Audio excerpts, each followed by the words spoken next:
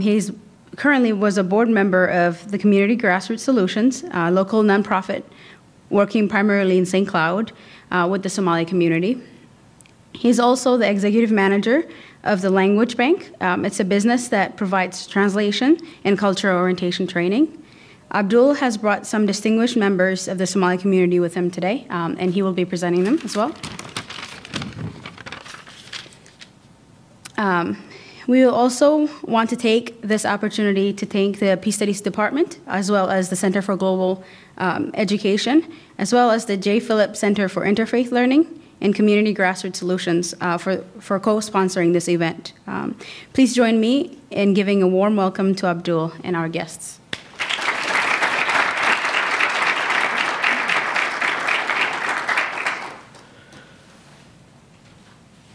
Well, good evening. As you are told, my name is Abdul.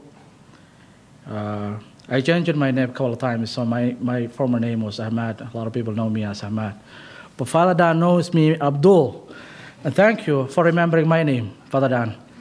I'm here to thank all the faculty members who gave us education and background that we need to navigate through the system of difficulties, a system that's set up for this world that without education it's very difficult to navigate through.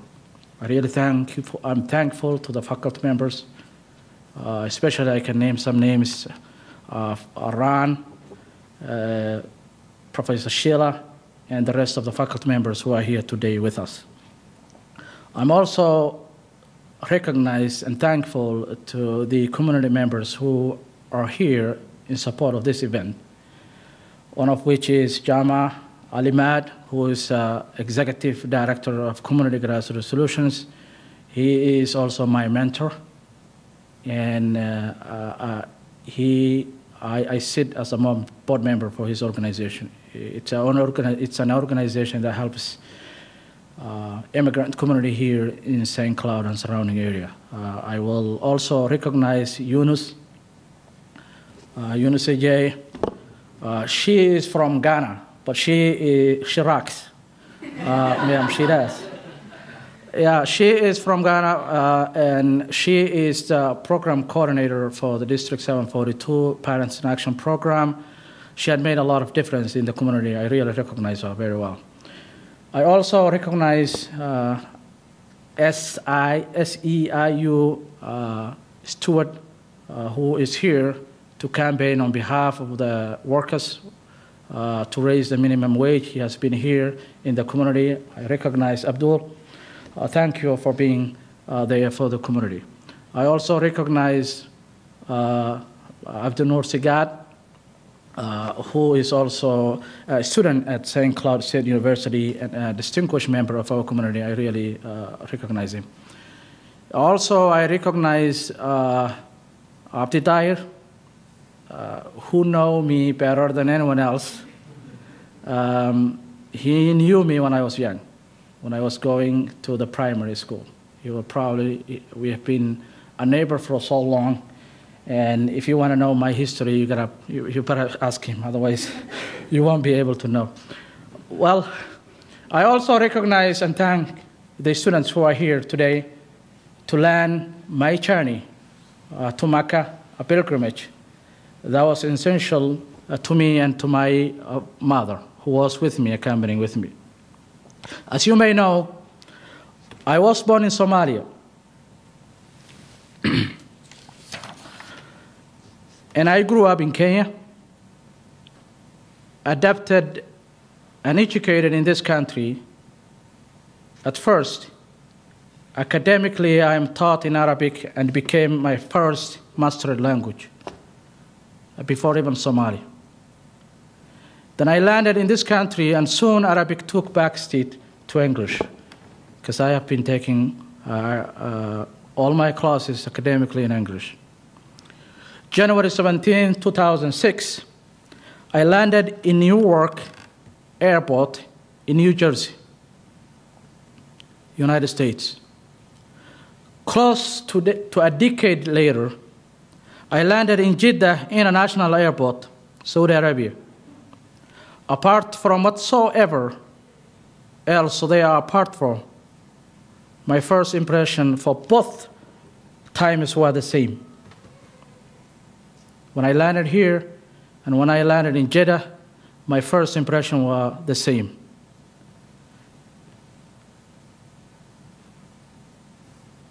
And as you may not guess, it was extreme weather.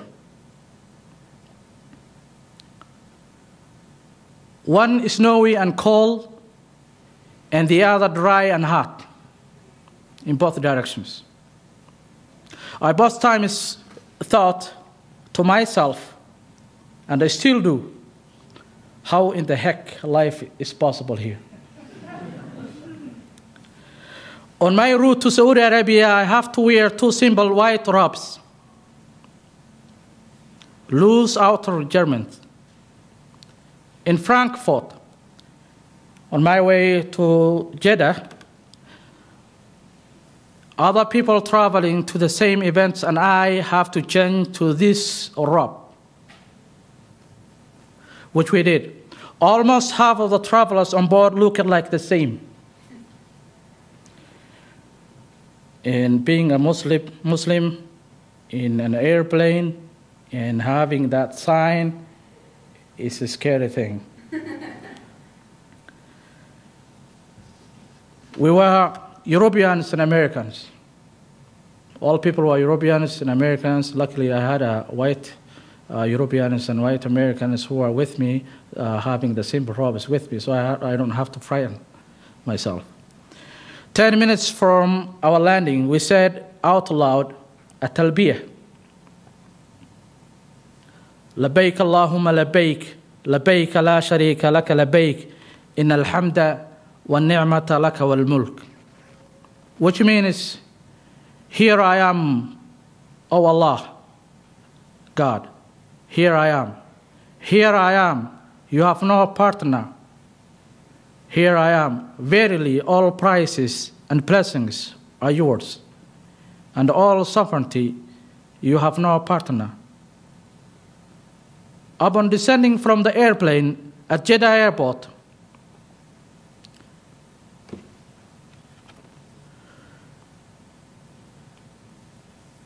we have been sorted from the rest of the passengers on board by plainclothes personnel from Saudi government. When we are descending from the stairs, they told us, Hajj imshi hina, which means, my mom didn't speak Arabic, so she asked me, she wasn't unsure, and others were unsure as well.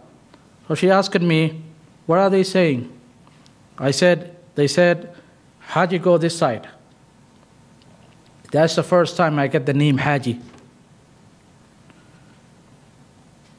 We were bused to a special designated area for immigration purposes, where they were keeping all immigrant people.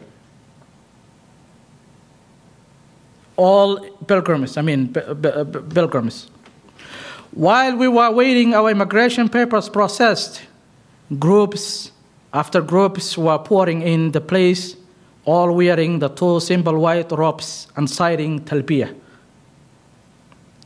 Our bags were loaded in a bus and we were headed to Mecca. An hour drive. We were 38 people, our group from Minnesota. We were 38. All our passports were put in a case and handed to the driver of the bus. We stopped at Pilgrim Guidance Center in the road between Jeddah and Mecca. The driver was asked, how many people and what's their nationality? He will answer, 38, American. Probably the way he says is, the way they ask is, Kam adat jinsiyah? And he will say, 38, an American. That means, Kam adat, how many people?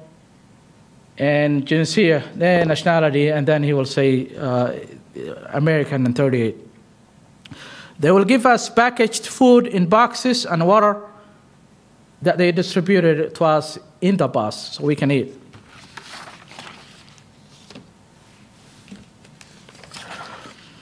We reach the beginning of the border of Haram. I'll probably show you how it looks like. That's the border. That is the border. We reach the beginning of the border of Haram. It has big arrow-like sign in the middle of the road, exactly as you can see from this picture. I took this picture thanks to my Samsung Note. From here, you can't kill anything. You can't cut your hair. You can't clip your nails. You can't lie. You can't enjoy sex. You can't do a lot what people have taken for granted. This is Haram. From here to the other side of the Haram, birds stay within the people. They are not going to run away from you because they know no one is going to kill them. No one is going to touch them. Animals don't even scare away from people. They stay. You can't cut trees as well. We entered Mecca and stopped by the immigration department officer, number 30. We belong number 30 because we were from United States. They divided people based on nationality, so we became number 30. So later on, if we lost somewhere, we're going to tell we belong number 30. So that's the people who are from United States. The driver handed over our passports. In exchange, they gave us wristbands that says that we belong number 30. An identification card that our pictures and names and citizenships appear. Sometimes some people I have seen their passport numbers also appear. And of course, they gave us food. Sounds like a deal. Let them have the passports, and we're going to have a food, wristbands, and IDs. 3 men boarded on the bus, directed the driver into the hotel, and unloaded our bags for us. Something to mention that once we entered Jeddah, till we came out of Jeddah, we never loaded and unloaded our bags. Someone was doing for us.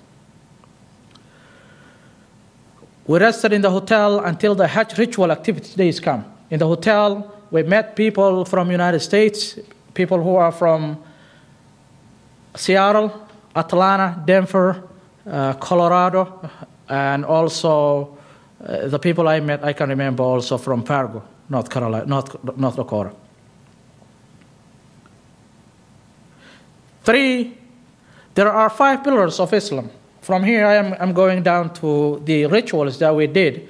But before I do, because we are square one, we don't know what Hajj means, I have to state the 5 pillars of Islam and what they are before I go down to Hajj. Islam has 5 pillars of Islam, secondary to everything. They are required from every Muslim who is mature and sane to perform.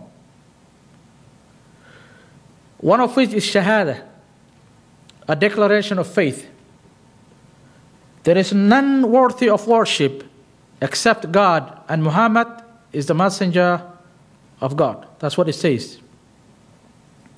This declaration of faith is called the Shahada, a simple formula that all the faithful pronounce. The significance of this declaration is the belief that the only purpose of life is to serve and obey God, and this is achieved through the teaching or practices of last prophet Muhammad, peace be upon him, and the rest of messengers as well. Salah is a prayer. Salah is the name for the obligatory prayers that are performed 5 times a day. Probably you have seen that, people doing it. And there are direct link between the worshipper and God. These 5 ritual prayers contain verses from the Quran and are said in Arabic, the language of the revelation. Personal supplication, however, can be offered in one's own language and at any time. So you can pray in your language once you're done with the obligatory part of it. Zakah. Zakah is a charity. It's a charity that we are obligated to pay. An important principle of Islam is that everything belongs to God, and that wealth is therefore held by human being in trust. The word zakah means both purification and growth, setting aside a proportion for those in need purifies our possessions. So that's the third one. Fourth one is Sawm, fasting. Every year in the month of Ramadan, all able Muslims fast from sunrise until sundown, abstaining from food, drinks, and sexual relationship with their spouses at the daytime. Although fasting is beneficial to health, it is mainly a method of self-purification by cutting oneself from worldly comforts and giving back to the community who are in need. Hajj, or pilgrimage. The last one is Hajj, the pilgrimage to Mecca. The Hajj is an obligation only for those who are physically and financially able. Nevertheless, over 2 million people go to Mecca each year from every corner of the globe, providing a unique opportunity for those at different nations to meet one another. And this is the event that made me to travel all the way to Mecca to participate in the rituals obligated during Hajj period.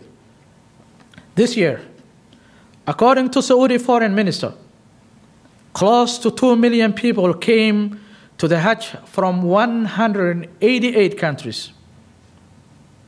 They were wearing the same two garments that we'll probably see in this picture. Those two guys wear.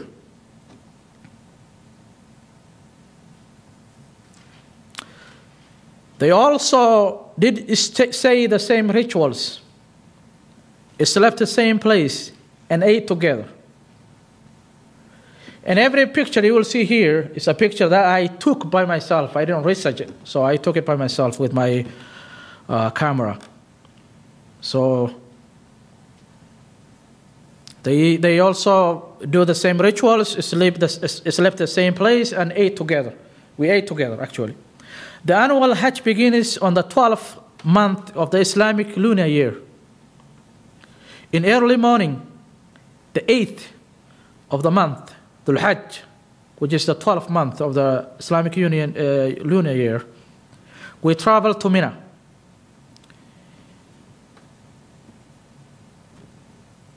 Mina is Mina is the camp that these two gentlemen were coming out. There is a camp, you see, if you see the tents over there, those are the camp. It's a city of a camp. 2 million people will live in those tents for about 6 days.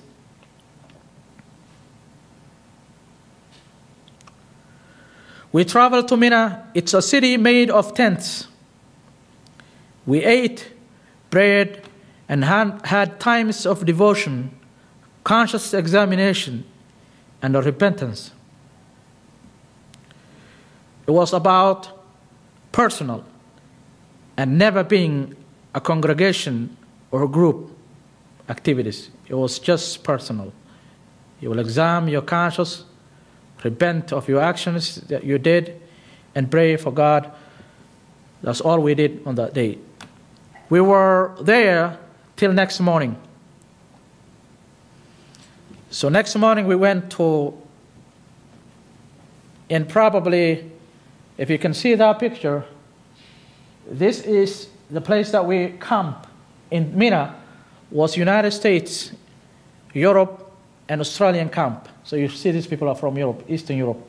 I have met from people, Azerbaijan, Armenia, Azerbaijan, and Turkey, in all these countries, some people from France, German, England, and also Australia. So we camped with these people because they divided people based on continent. At the same time, they divided based on country. So within the tent, within the group, we had our own United States group. So the next day, we went to Arafat. Arafat, early morning, waves of people walked from Mina to Arafat ground. Some were bused. People who were unable to walk from that distance were gave buses to transport them from Mina to Arafat. It's about 12 or 10 kilometers. So some people walked. I really walked.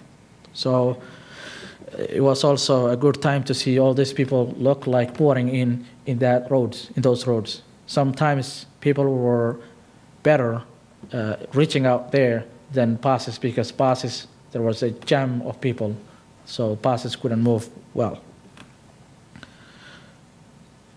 Planted trees, open ground. It's a planted trees, open ground. I took that picture too. Unlike Mina, which we had air conditioning in our shelters. In Mina, the camp I talked about, we had air conditioning. But this one, we don't have an air conditioner. So we're going to spend the day without air conditioning there. And probably, I would say, 100s or 90s degrees, even if it's not more. It's either you stay in the tent. They have tents behind here. I didn't take a picture of those tents. Or you stay in the open ground. Arafat is called, that mountain is called Arafat, the mountain over there. All the white things in the mountain are people.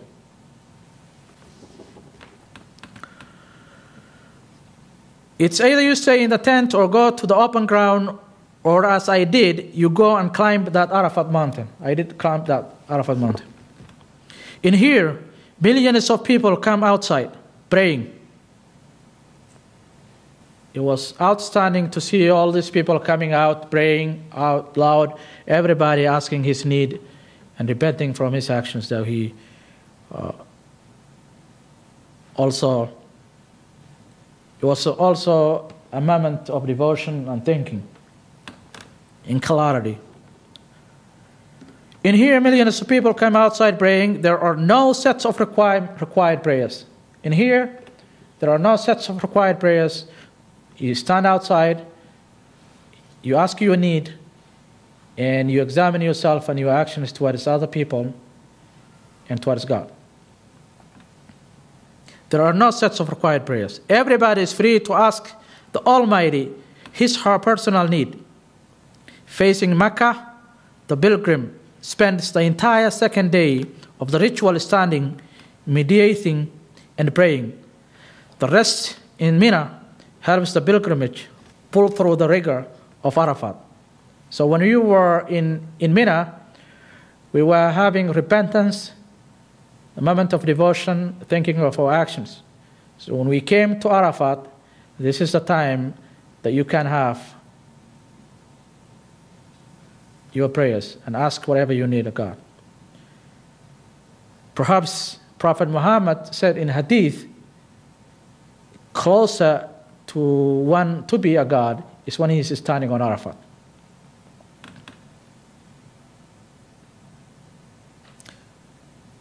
Especially when the time of the ritual is coincides with the peak of summer heat. There is, however, no strict rule that the pilgrim must stand. Some pilgrims sit, talk, and eat.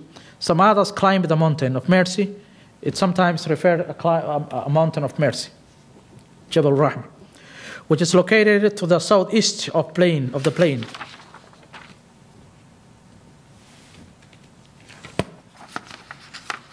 So probably this is a picture I took, and I'll probably show you other pictures. Those two gentlemen were with me climbing that mountain. And if you look at the peak of the mountain, there is a kind of a building, a little bit of a sign building. There is where Prophet Muhammad stood and gave his last sermon. So that signifies where he stood.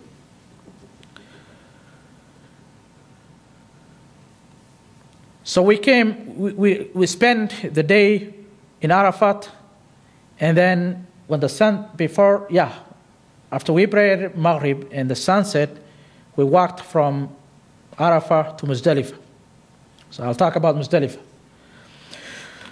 After sunset, Canaan fired ceremonially. They fired a cannon saying that this is the time you move. Signals that the pilgrim must begin the journey back to Mina. So when we are going back to Mina, we have to sleep overnight in Muzdalifah. The pilgrim is to stay at Muzdalifah for more worship and rest the next day before leaving to Muzdalifah, to Mina.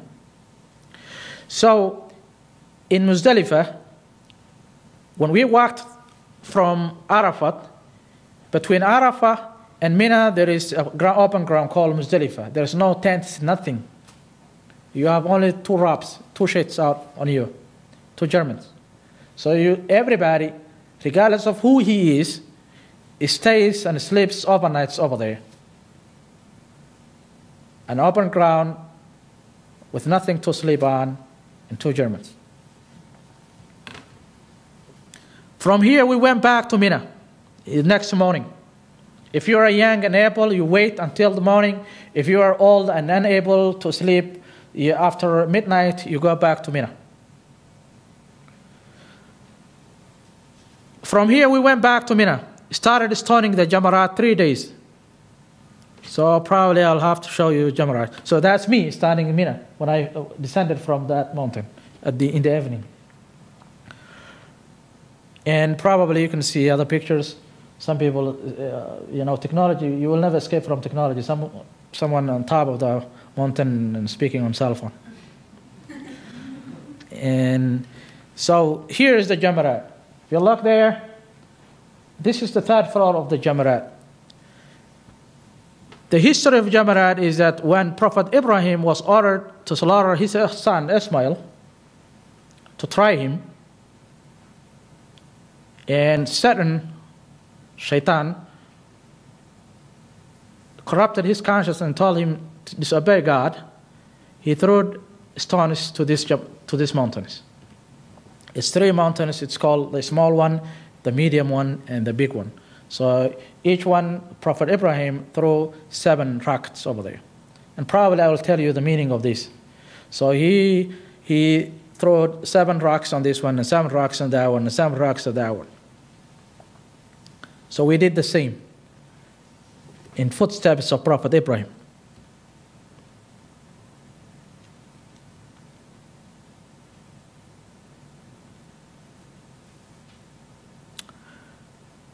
We started stoning the Jamarat 3 days. We also rounded 7 circles of the Kaaba. So this is the Jamarat, and this is the sign. Our group, 38 people, we had a sign that says United States and the flags over there. So when we are walking through the tunnel of these mountains through the Jamarat, we had this sign to create the cohesion between the group, so some people don't lose from our group, especially the old people. So we had that. So this is a tunnel. It's a big tunnel. When you're going from Mina to the Jamarat, you go through 3 tunnels of mountains, each one about a mile or 2. Some of them are more longer, but you go through the tunnels because I suspect because they didn't want to demolish the mountains because of the historical significance of those mountains.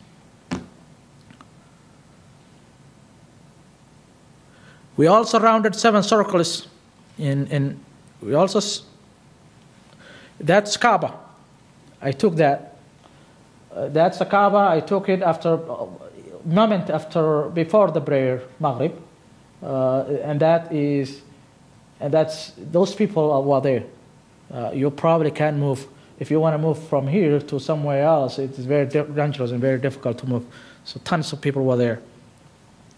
So that's the Kaaba. You round 7 times, and I'll talk about the significance of that Kaaba and the historical significance of it as well later on.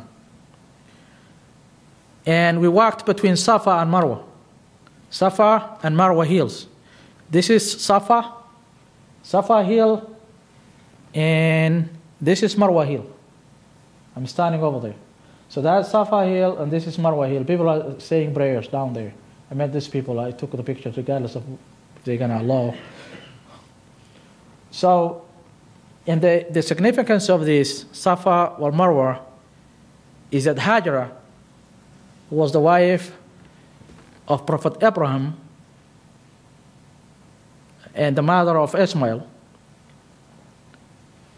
When Prophet Abraham was ordered and directed by God for him to go to Palestine, in where you call right now Israel, he left them behind with a jar of water and a small amount of dates. And dates, after when he left, they ran out. So Prophet Ishmael, who was young at that time, was here. Let me tell you. Okay, go back. Yep. Was at this house, at the side of this house, that's Kaaba. And then he started crying and beating his legs to the ground. And now she's a mother, she can't do anything. She has to look for people, she has to look for help. So she ran between these two hills, Safa and Marwa.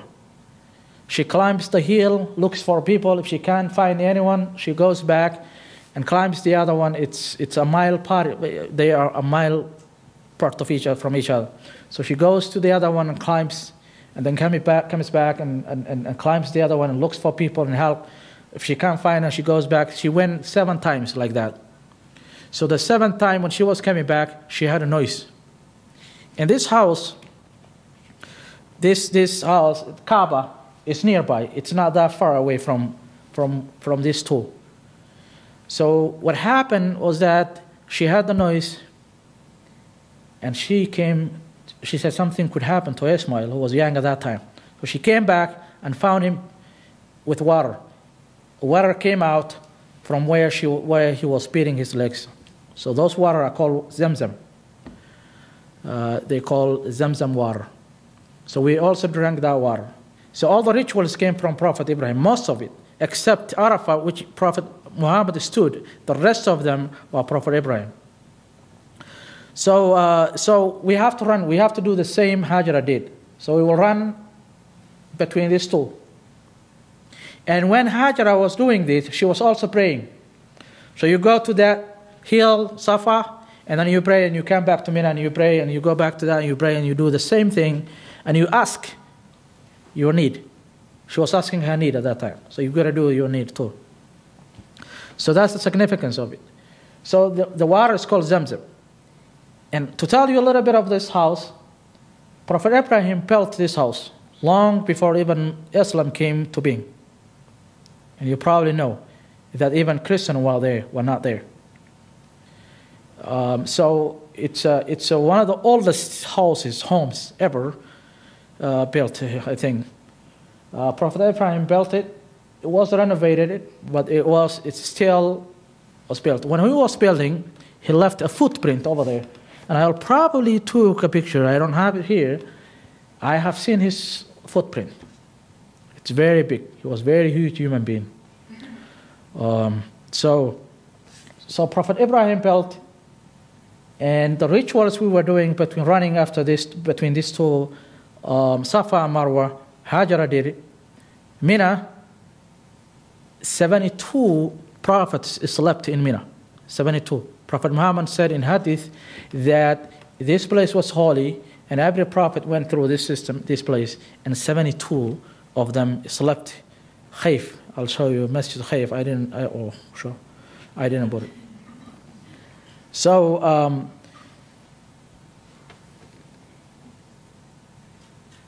and we stayed 3 days at Mina. So we did around 7 times, ran between these two hills 7 times, and we went back to Mina, stayed for 3 days after when we did all this. So completely it's 6 days. A day that we stayed in Mina, a day we stayed in Arafat, and we slept at Muzdalifah, or the open ground. And the 3 days after when we did the Jamrat, we have to do the Jamrat, the 3 days, and also do one time the circling rounding the Kaaba one time, and also running between these two hills. And I will say you one thing, almost the 5 pillars that I have mentioned have social component to them, whether we people know it or not. Built into them, social components built into them. Prayer, we talked about salat. You stand in line with strangers. If you ever seen a Muslim people praying, they stand in line. So you stand in line with the strangers, people whom you don't know. And do the same thing with them without considering class, status, and race. We are all equal standing in front of God. We talked about zakah, which was charity. Charity is also a giving to the poor while fasting in a sort of solidarity and a feeling for the poor who don't have what to eat. You know, you fast from sunrise to sunset. But what that signifies is that you fast in solidarity with the people who can't get what to eat and who stays poor and live in poverty. So you feel what they feel, and you know how they feel and what it is. So that humanizes the poor people. Because if you stay eating all the time and never escaped from eating, actually sometimes hunts us and oversizes us, then you probably don't know how the poor people live. But when you fast a month and you stay that way for 30 days, probably you know how they feel. In Hajj, which I am the one I'm talking about, I'm humbled by the great people who came from 180 countries, who regardless of their status, class, age, race, slept together in a camping tent, slept the same time, ate same food, did the same rituals, and are called the same name, which is Hajj. They are all referred to Hajj. When I left from the airport of Jeddah, I lost my identity as Abdul. I became Haji. All people refer me Haji. I had never seen a place where equality of that sort exists. Black, white, brown, of all sorts of class and status, created an atmosphere of which I would have liked to see in the world of today. And I wonder, still wonder, and I will forever wonder, if this is the wisdom behind all these rituals, equality. Before I conclude my talk, I'll talk one thing that I also have seen, which is outside of the Hajj rituals. It was globalization. So, in Mecca, you will see Burger King, Subway, McDonald's. Some of the companies who make chickens, like Golden Plum. Some of the companies who make beef. What was the company you told me? Tyson, yep, Tyson. I have seen a package of Tyson, a company who packages beef. Even though I was from United States, I didn't eat from Burger King because I know I'm gonna get it out in my place. So I'm interested in other places. I ate from Turkey restaurant and Indian restaurants. But other people were interested eating from Burger King, and people were standing in queue on lines for Burger King. And a friend of mine went there and asked it, and it's very expensive. Probably it was about 30 riyals, equivalent about $10. I don't know, like that, because 3.75. Yep. In the second restaurant, it's about 5 riyals. And I asked my friend, "What's up? Why is it that expensive?" And he said, I asked the salesman, and he said, "Mat'ab al-America." It's American food, he says. Yeah. So it was expensive. I also have seen some hotels, Sheraton, Hilton, Days Inn. Days Inn, yep. I haven't seen Holiday Inn. I've seen Days Inn. So there is a sign of globalization. In cell phones, you might see companies who are familiar here. AT&T, I have seen AT&T in other companies as well. So there are a globalization that's going on. One of the things that I also have seen outside of the Hajj is how cheap gas is. You know, when I was buying water, the little purified water, it's a riyal, equivalent of that, a riyal. When I am buying a gas, you know, I wasn't buying, but I asked it how much is it? It's 46 halal, 46 cents. A gallon of gas, 46 cents. That purified little water is a riyal. So you will see how cheap is. Sometimes wonder if I could drive there. Well, I don't worry about it. The other thing I've seen also is a smaller car, smaller rooms, smaller cars. You know, probably the cars, I don't know who they are designed, but the back seat, we used to fit 3 or 4 people when we were renting a taxi because we are a group of people. In Saudi, it just only fits 2 people. It just fits 2 people.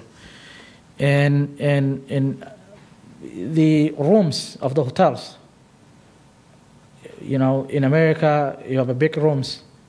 There is very small rooms. The other thing I also ask it is if they know America, you know, the local people, and if they know the President of the United States, and they told me they know it. But some people didn't. One person told me Obama, the rest couldn't tell me because the media is cut off from the people. So they don't look, they're too busy to look up who United States President is. I asked one guy, who is the President of the United States? And he said, Obama. He asked me, Min qarya shunu jit? Which city do you came from? I said, which state? Yeah. I said, Minnesota. He said, Minnesota, mush ma'ruf. Minnesota is not known, he said. I said, which cities are known? He said, New York, Washington, Chicago, Boston, Philadelphia. And I said, Philadelphia?